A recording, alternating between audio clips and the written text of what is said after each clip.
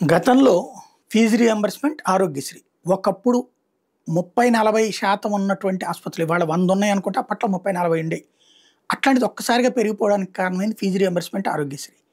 అనేక మంది రోగులకి వైద్య సదుపాయాలు ఉచితంగా లభించినాయి. కార్పొరేట్ వైద్యం పెరగడానికి ఉపయోగపడినాయి ఆరోగ్యశ్రీ. అట్లా కార్పొరేట్ విద్య డెవలప్ కావడానికంటే కూడా విద్యా వ్యవస్థ డెవలప్ కావడానికి కారణమైనటువంటి దాంట్లో ఫీజు రియంబర్స్మెంట్. కార్పొరేట్ విద్యా సంస్థలు 50 బ్రాంచ్లు పెట్టే 100, 150, 200 అట్లా పెరిగినాయి.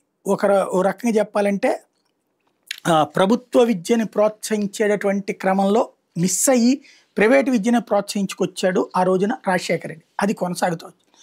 ఈ సంస్థలన్నీ కూడా జగన్ వచ్చిన టైంలో విపరీతంగా ద్వేషించారు, దూషించారు. దానికి కారణం ఏంటంటే బిల్లులు లేటు. చంద్రబాబు టైంలోనూ కూడా బిల్లులు లేట్లేదు. చంద్రబాబు టైంలో బిల్లుని జగన్ కట్టాడు. కానీ వాళ్ళు ఏంటంటే కట్టని టైంలో తెలుగుదేశం పార్టీ ఎలా కట్టడి చేయాలో తెలుసు. అదే సందర్భంలో జగన్కి వచ్చేటప్పటికి ప్రచారం మన చేతిలో లేదు కాబట్టి, ఒక సాక్ష్యం చూస్తే ఎవరు పట్టించుకోరు, వీళ్ళని చూస్తే కథ నడుస్తుంది కాబట్టి రివర్స్లో నడుస్తూ వచ్చింది. ఇప్పుడు అదే విద్యా సంస్థలు, అదే ఆసుపత్రులు జగన్ దెబ్బ కొడితే ఇప్పుడు ఆసుపత్రికి ఓ సమస్య వచ్చి కూర్చుంది. వాళ్ళకేమో కొత్తగా ఇన్సూరెన్స్తో లింక్ చేస్తున్నారు. ఇక ప్రభుత్వంతో సంబంధం లేదు. డబ్బులేమో ఈ పాత బకాయిలు 1200 కోట్లు ఏమో పెండింగ్లో ఉన్నాయి.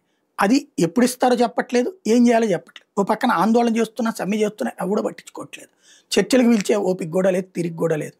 ఎంత ఇస్తామన్నది చెప్పేది లేదు. అట్లాగే విద్యా సంస్థలు ఫీజు రియంబర్స్మెంట్ ఆగిపోయింది. అప్పుడు 100 కట్టాం అంటూ జగన్ని తిట్టుకుంటూ కూర్చుంటున్నారు తప్పించి కట్టట్లేదు. అక్కడ సర్టిఫికెట్లు అయిపోయి 1 ఇయర్ నాశనం అయిపోయారు. మళ్ళీ సర్టిఫికెట్లు అయిపోయి ఇప్పుడు స్టడీస్ ఎడ్యుకేషన్ జాయిన్ అవ్వడమే తగ్గిపోయినటువంటి పరిస్థితి. అయినా సరే లేదు. తెలంగాణలో సేమ్ పరిస్థితి. కేసీఆర్ టైంలో ఉన్నటువంటిది కాంగ్రెస్ టైంలో ఉన్న వాటిని కేసీఆర్ వచ్చి కట్టాడు కదా. కేసీఆర్ దానికి కాంగ్రెస్ ఎందుకు కట్టదు? అట్లాగే ఆపుతుంది. అక్కడ ఉద్యమాల బాట పడుతున్నారు. ఆసుపత్రుల సమ్మె, ఇటు కాలేజీల సమ్మె.